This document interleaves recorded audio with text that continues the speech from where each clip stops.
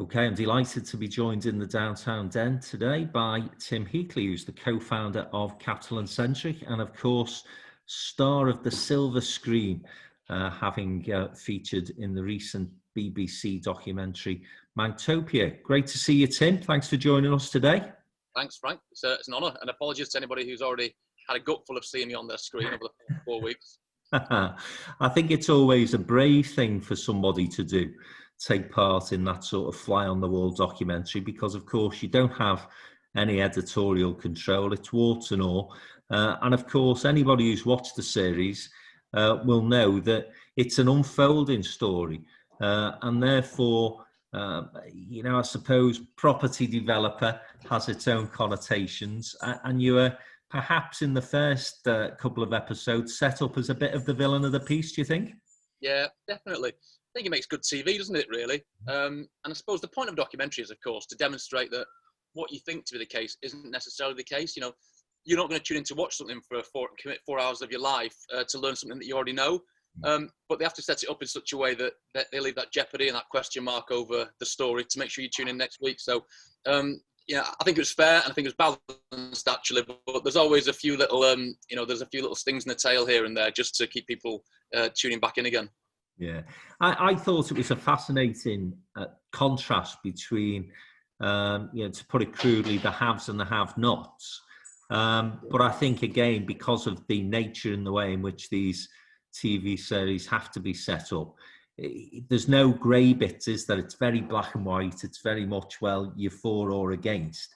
And I think what Manchester's been tremendously good at doing over the past 20, 25 years is actually finding that middle ground, that way through to ensuring regeneration, a redevelopment and a renaissance of the city, whilst at the same time giving its local population, the indigenous community of Manchester, opportunities to grow with it. Of course, people get left behind, and I know that Sir Richard Leese, Howard Bernstein when he was there, Joanne Roney now, very much in favour of an inclusivity agenda. They want people to take advantage of those opportunities. But as I always say, Tim, if you're going to distribute wealth, the first thing you've got to do is create it. And I think, as I say, eventually that starts to come out in the story. Yeah, that's it. I think, and actually, I think initially anyone that's in the industry thought that it was too simplistic and it didn't do a deep enough dive. But obviously for TV, when people are sat there watching it and they're going to get a brew, or they're chatting to their partner, and they're looking at the phone at the same time, what they have to do is make sure that they don't make it too complicated, really. And that's why they have to kind of keep returning back to the same individuals and to let the story kind of evolve over time. And go back to your original point there in terms of it being a brave thing to do. I think that our industry and the cities that we work in have got a lot to offer. I think what we do is I think it's good. We've nothing to hide. I think we're authentic as a business as well in terms of what we do, and so the only way really to ever get that across is to do that kind of like that in-depth analysis. It was filmed over 20 months, and we had to give them access to everything, and no veto rights, no editorial rights, and be able to warrant and verify everything that we said, because it's BBC. It's got to be accurate as much as it can be. And we just thought that actually, if we did give them complete access, then we've got the best chance of them, focusing a lot on the kind of things that we do, and therefore giving us the time really to communicate the various nuanced arguments as part of it. And so each one has got a different kind of. Each episode of the 4 episodes has got a different take and a different message that it's trying to get across. One's about affordable homes. One's about what kind of communities do we need to create. One's about are we bringing everybody along with us? What kind of cities do we want in the future, and what next beyond it as well. And I think that anyone that's watched all 4, actually, at the end of it is where it really ties it together and starts to make sense of the whole thing. But actually, and I've had a whole spectrum of feedback as well from people, from a lot of criticism to a lot of praise.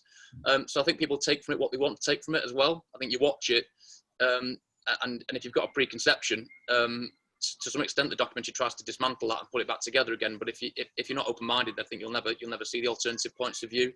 But it does, I think, do a good job of showing the challenge really of how do you invest billions in a location and make sure that everybody comes alongside and comes along with you for that journey.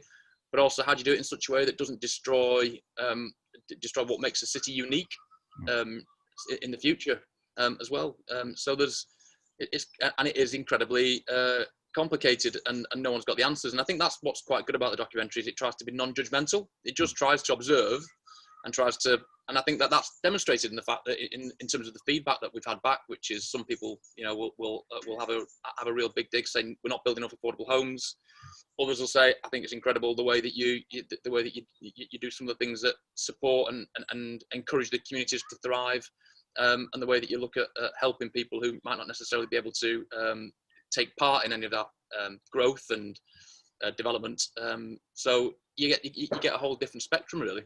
And I think the thing that was teased out, as you say, you're never going to get into the minutiae of these things, but is that challenge around social housing. And, I know that as a local politician for 16 years over the span of my political career, it was one of the things that we always used to struggle with, because it seems like a relatively straightforward negotiation. So, you would say to a developer, right, we want you to build 200 houses there, make 25% of them social housing, crack on.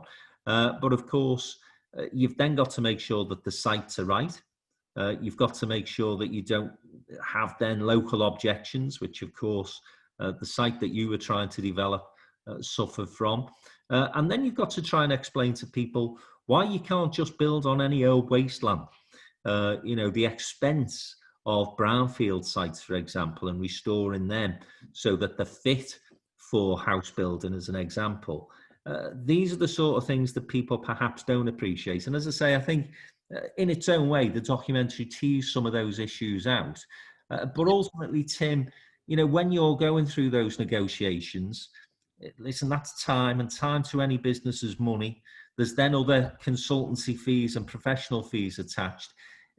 It's a difficult thing to get into, mate, isn't it? It's not as simple as saying, okay, let's go and build 25, 50, 100 social houses over there. Not that simple.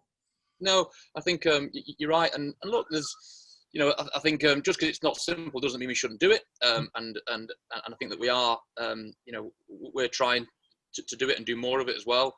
And one of our latest project is a 100% affordable homes right in the city centre, right in the prime part of Manchester, which I think is groundbreaking. Around about 115 affordable homes, and so it can be done. It's just that you often need cooperation and partnership with a number of other organisations.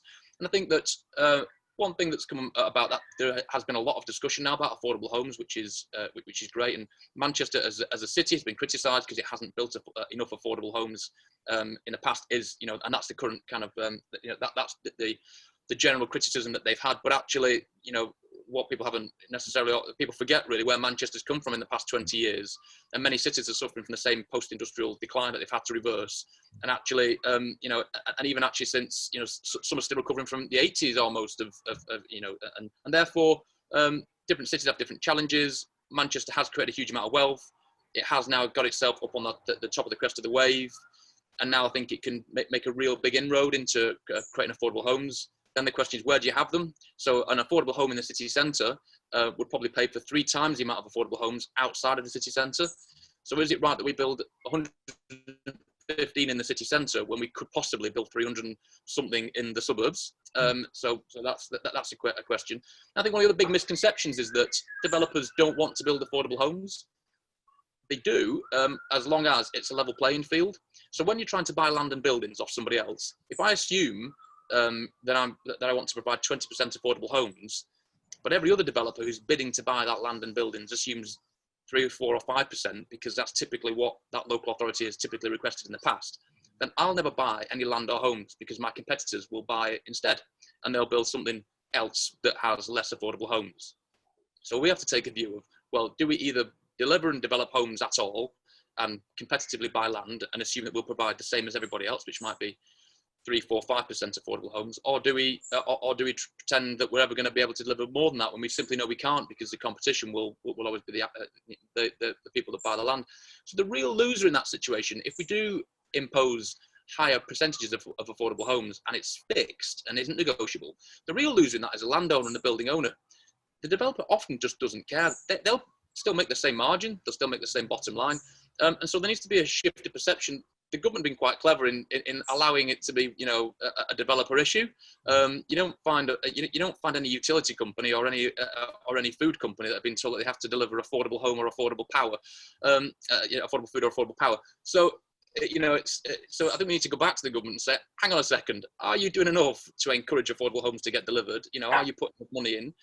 Are you putting the right frameworks in place to allow this to happen, and not allow them to shift the concentration back onto a developer who often actually can only do as much as the competitor can do when you're bidding to buy the raw materials to deliver that product. Yeah. You'll have to forgive the barking in the background there. That's my 2 dogs who are decided to have a half hour of madness, but never mind. Unless they were just barking their agreement there, Tim, with the point. Protestation, yeah, protesting. Who knows? Yeah, I think it's a great point that you make. Actually, I do think there is a perception of property developers. They're just out for the profit. They're looking at the bottom line. Listen, let's not try and dress this up. We're in business. When you're in business, you want to make a profit, and there's no question about that. But equally, if you're a good business and you want to stay in business long term, then equally you've got to ensure that the schemes, the developments, the regeneration that you're undertaking is sustainable, and there's win-win situations for people across the board. You've got to work with many stakeholders when you develop in any site, and therefore the idea that you've just got these greedy developers raping cities and towns, it is a bit of a misnomer, really, isn't it? I think often it is. I'm sure they exist, but they don't get far in the more enlightened cities of like Birmingham and Liverpool, Leeds, Manchester. Those kind of developers won't get far because there are checks and balances to ensure that that the right kind of development happens in those cities, and that's why those cities are so successful. And so, yeah, we do need to kind of all take a step back and actually, find a way, I think, of there being more cooperation, less finger pointing. If affordable homes is what we need more of, then there's definitely a way that we can deliver it, but we just need more collaboration and partnerships to do that. And I think that those cities that I just mentioned have done phenomenally well and are now in that position to ensure that those affordable homes are delivered. And that's fundamentally what makes those cities so interesting. They're diverse, they're dynamic, they're creative. And that culture that exists, as you've got a whole different spectrum of people from different backgrounds, it really helps to create a growing and burgeoning city and a healthy city. And so, and everyone wants to see that, and there's very little resistance. I think it's just that next piece is really kind of collaboration. And I suppose the other thing I'd say that naturally brings me to the point is what you see the future of cities, given the crisis that we're currently in. Lots of talk about, this is the death. Cities will never recover. Towns will never recover. It's always going to be now everybody working from home and being quite happy to do that. I have a very different view to this, Tim. Aside from anything else, I think the business ecosystem needs cities, needs towns. Equally, I think businesses, if they're going to create positive culture, if they're going to have that dynamism, that creativity, they need to have people working alongside one another as colleagues, not stuck in their homes. And again, the other point I've made to people who keep banging on about, isn't it great working from home? Well, you and I are sat quite comfortably doing this Zoom call now in houses which have plenty of space, very comfortable, and I'm very happy doing this. But unfortunately, not everybody's in that position. And if you're stuck on Zoom calls on a little kitchen table and the facilities that you've got aren't particularly great, never mind. Listen, we're on the onset of winter, so people's energy bills are going to start going through the roof as well. My view, Tim, is that at some stage, and hopefully it's sooner rather than later, we will see return to the cities. We will see return to town centres. I think we will. I think one thing I bang on about what we do isn't about property. It's about people. You know, you got to understand people and understand how that and how they work. And it's not just you got to look. It's not just from an employee perspective, but from a consumer perspective. And when you look at customer satisfaction surveys, you know, when you look at you know, how businesses are responding, there will definitely be a drop off in terms of the customer experience. There just is, because it can't be delivered in the same way, because we've not necessarily got the ability to do, to deliver the experience in the best way possible. And then when we look at the output figures in terms of growth, we're going to see that they will be down. You know, not purely as a result of COVID, but I mean more in terms of how productive we are as an industry. That will dip massively. And actually, you're right. I think people like that interaction, you know, and I know that because I speak to people, I ask people how they're doing and how they're working. And as businesses are going back into the workplace, what they're saying is actually exercises that took us, you know, 4 or 5 days to do, we're now achieving in 3.5 days again. You know, we're going, you know, and so we're saving time and we're more productive. And we need that. You know, we need to be a resilient economy, and we need that productivity level to be back. And look, I think it'll be a natural process. People will do it slowly, migrate back into our cities. There's a great opportunity for our towns. You know, what we're seeing, we're moving increasingly into suburbs to deliver mixed-use environments in those locations. It's made it absolutely clear, if it wasn't before, that retail isn't the future for our towns. It's going to be much more around homes and around workspaces as well, but also in the city as well. You know, in terms of how that rebalances, there will be a lot of positives that come from it. You know, for those businesses that have got that fleet of foot to adapt and to change and survive and to see the opportunities. So I'm a big believer in cities. I'm a big believer in people and the need for them to get together, and ultimately. Yes, it's a long game. You know, it's not going to happen next month, next week, but it'll certainly happen over the period of time. And the other thing that was featured in the documentary, Tim, was your involvement in this, you know, horrendous issue that we've had over a number of years now in Manchester and other big cities, of course, of homelessness. And Andy Burnham put together a bit of a task force that you headed up, and you know, again, if there was one part of the programme that I felt didn't necessarily give enough credit, not just to you but to the other people who are involved in that initiative, it was probably that, because I'm aware of the work that you and others have put into that initiative. And basically what it did, from what I've seen so far in terms of Mangtopia, was it showed a big glitzy ball that you organised with Vincent Company. And it was like, oh, you know, it was almost like, well, that's an easy thing to do. Yeah. You've been involved, I know, as I say, with some really detailed discussions with Andy and others, and have made great progress. You know, strides of, in my opinion, that would never have been made if that task force wouldn't have been created.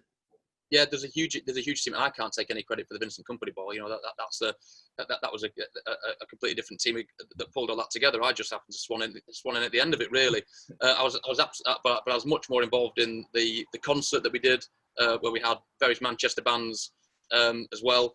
And there's been loads of initiatives like that, and there's too many people to list of the people that have helped make those things happen, that have given up a huge amount of their time and the resource from their businesses to make those things happen. And I got involved in that because I was approached by a guy with a mad idea to repurpose a former tour bus into a homeless shelter, a guy called Sid Williams. And so we repurposed a lot of buildings, and we thought, yeah, you know what, that could work. You know, you could make something great out of not a lot, and that appeals to me. That sort of thrifty idea, and so we did that. We funded the purchase of that went on to provide 5,000 nights a year off the streets, and the success of that was really rewarding to be part of it, in a very small way, and then. And that's how I got to know Andy a bit, in terms of his involvement in focusing on making sure that there should be no reason for anybody to sleep rough in the streets of Greater Manchester. And that's when we said, you know what, we should get a bit of a task force together, which we did. And then we started to raise funds, and then we formalised it. So we founded the Greater Manchester Mayor's Charity, which has gone on to raise nearly £3 million in 2 and a bit years. And the big focus of those funds has been into the A Bed Every Night initiative, which is to provide a bed for every single rough sleeper across Greater Manchester every night of the year. And the reason for that was that we knew that from the feedback that we'd had during the cold winters, the Beast from the East, which was I think a couple of years ago, when people were indoors consistently over a number of days and weeks, then you built up a rapport with them, and you could gradually over time understand what their complex needs were and work with them to get them reconnected back into society with work and a long-term home. So we wanted to recreate that with a bed every night, and that's been phenomenally successful. And then obviously we've had everybody indoors most recently, of course, from COVID as well, in a bizarre twist. So that's, and we've got a great bunch of trustees and lots of people who, and that's the great thing about Manchester is, that support that you get from people is phenomenal. You only have to ask and people say yes. No one, everyone wants to support it. No one lets you down. And we've had our wings clipped quite a bit as a result of COVID, because we can't really do much to, event-wise to bring stuff in. But yeah, the team and the people involved, and the knowledge and the intelligence and the effort and the tenacity and stuff is phenomenal, really. So, and it makes you proud to be a part of it and to be involved in it. And I think that thing that a lot of entrepreneurs, a lot of business people will say is that they want to put something back into the communities that they're from, and of course that was part of the driver for you in terms of the Salford project that was featured in the programme. Again, it touched briefly in terms of your background and how you got into property development, but it was skirted over a little.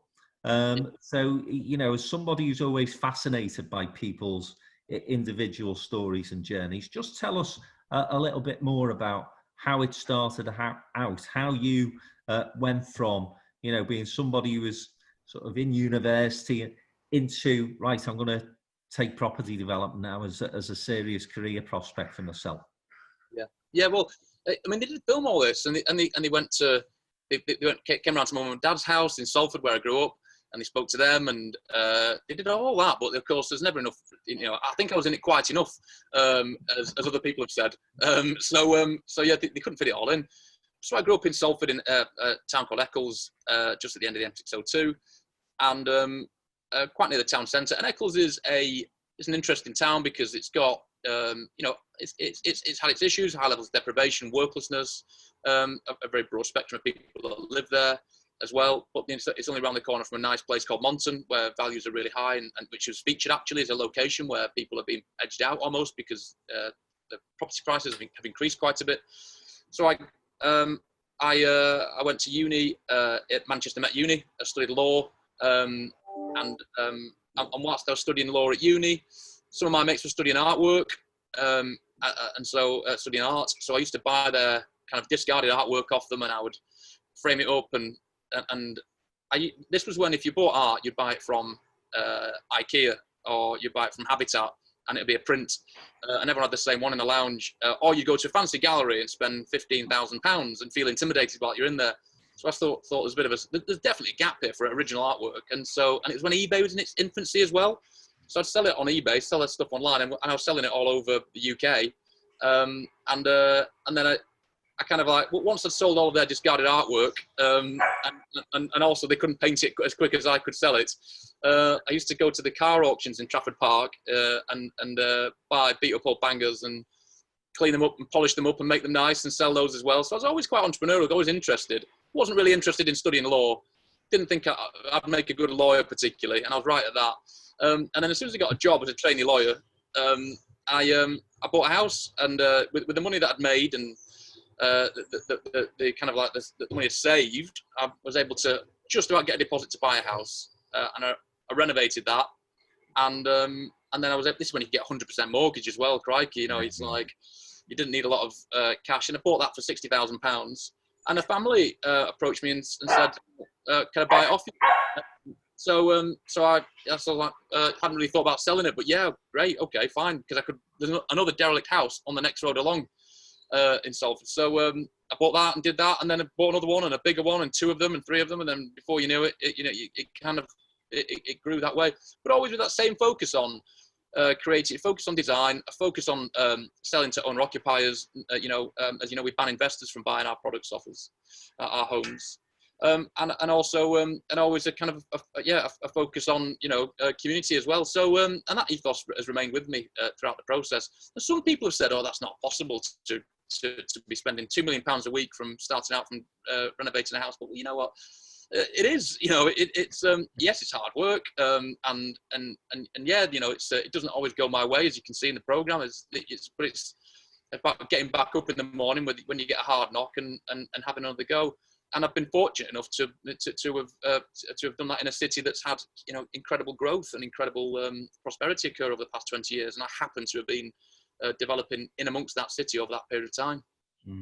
I think the key thing there, though, and I think this is often the case with entrepreneurs and people who go on to be successful, is that you, from an early age, identify those opportunities of gaps in the market and then making money. And it doesn't matter whether you're making millions of pounds. It's that fact that you've identified a niche in a market and that you're making some cash. And you did that with the art. And then, as you say, you moved on to cars.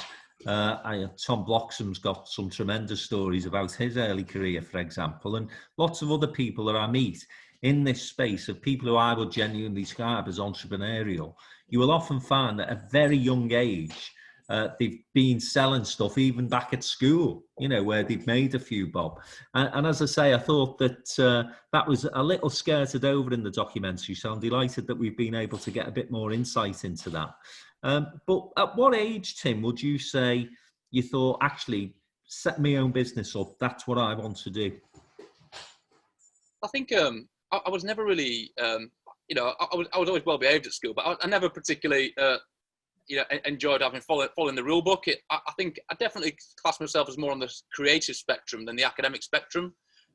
So I could get by at school. I did all right, but it was never really what I enjoyed. And as you can see, so I think those like improving houses or improving cars or improving artwork is a creative process. And so I think that what I wanted to do was I always kind of wanted to be able to do that, but I didn't know how. I thought I'm going to have to make some money somehow. So maybe if I'm to get well paid, that would be a good way of getting into it. And so, but pretty quickly, as soon as I was able to as soon as I got a job and I had an income and I had a salary, almost immediately I thought, I should try and put this to good use, try and create something, make something. And the byproduct of that was that it was worth more to somebody else, and that meant that I had the opportunity to go and do it again. I was fascinated by nice old buildings, derelict places. Like, why are they derelict? What's the story? Other people's discarded kind of stuff that people didn't want anymore. To me, it always had an appeal to kind of upcycle it, and this was kind of before upcycling was cool, I suppose. So I think it was almost instantaneous, actually. And I wasn't cut out to be a good lawyer. Even at uni, I could tell that. My fellow cohort of students were far brighter than I was academically. So I thought, I'm not going to cut it in this industry.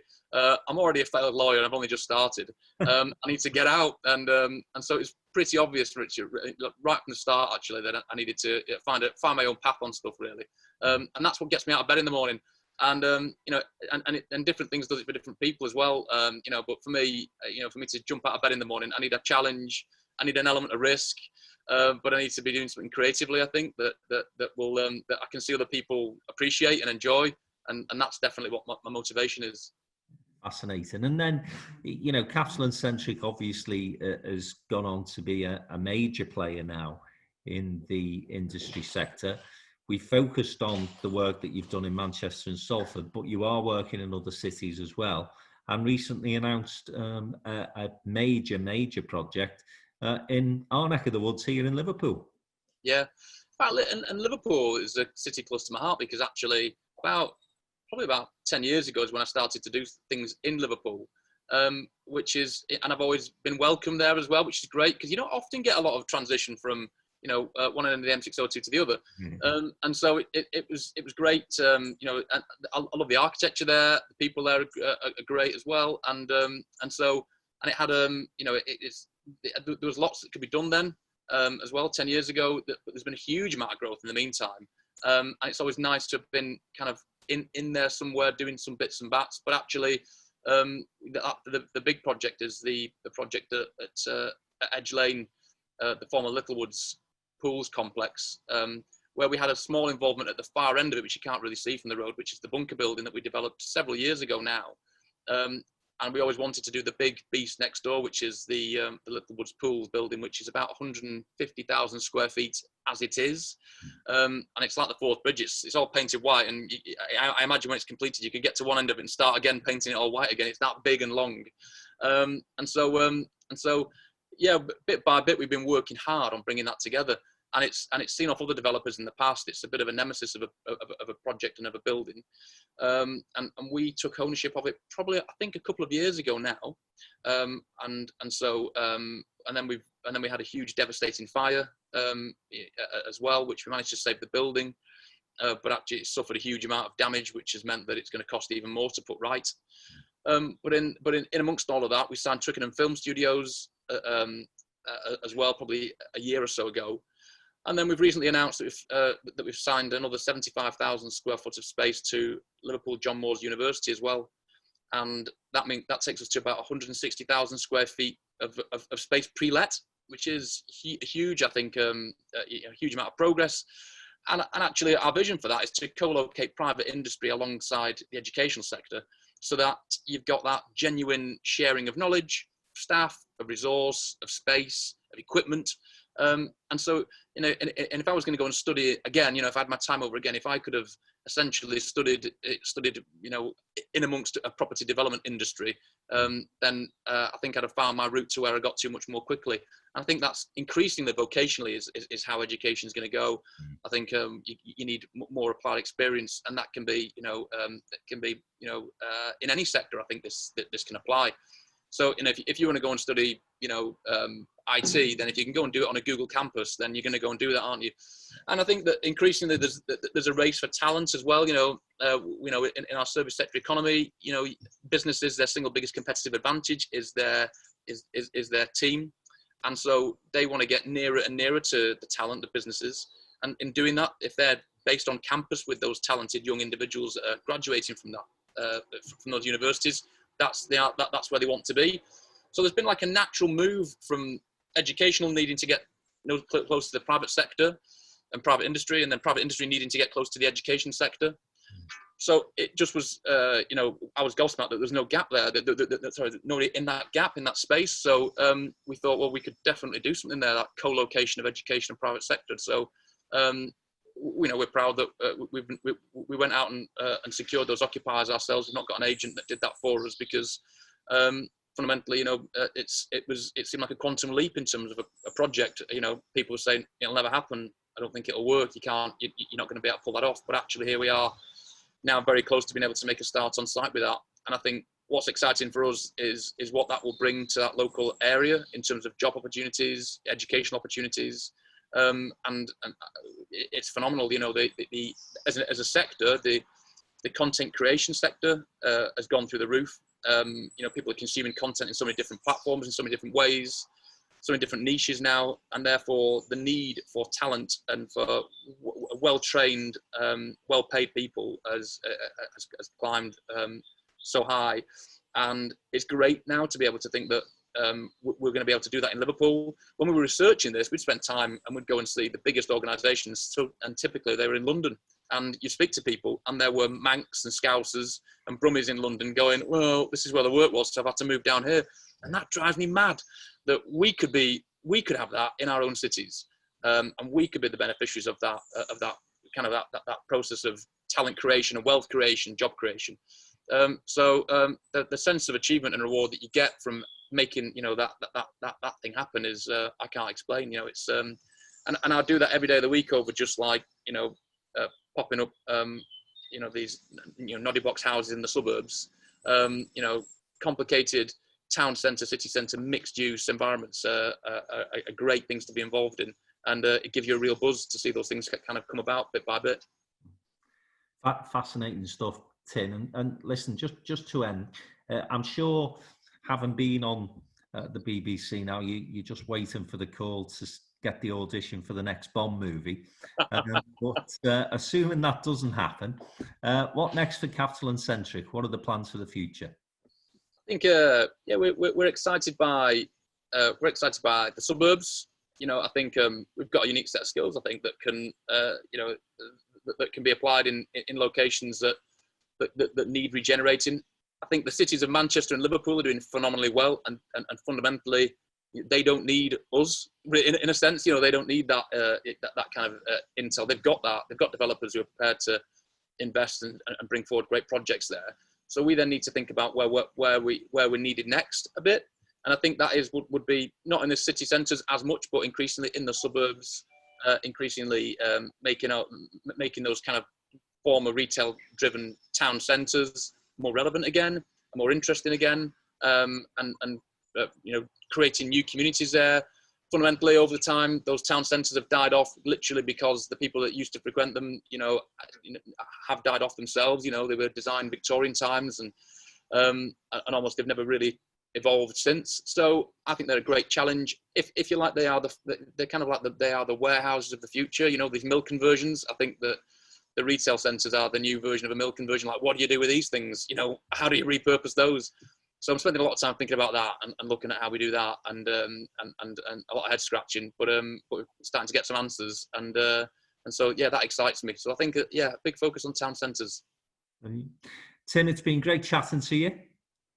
Likewise, Frank, really enjoyed it. Yeah, hopefully I'll see you at a live event very soon. Can't wait. Top man. Thanks, Frank. Thanks, Tim Heatley, the co-founder of Capital and Centric. Coming to a cinema near you very shortly. Cheers, Tim. Cheers, thanks.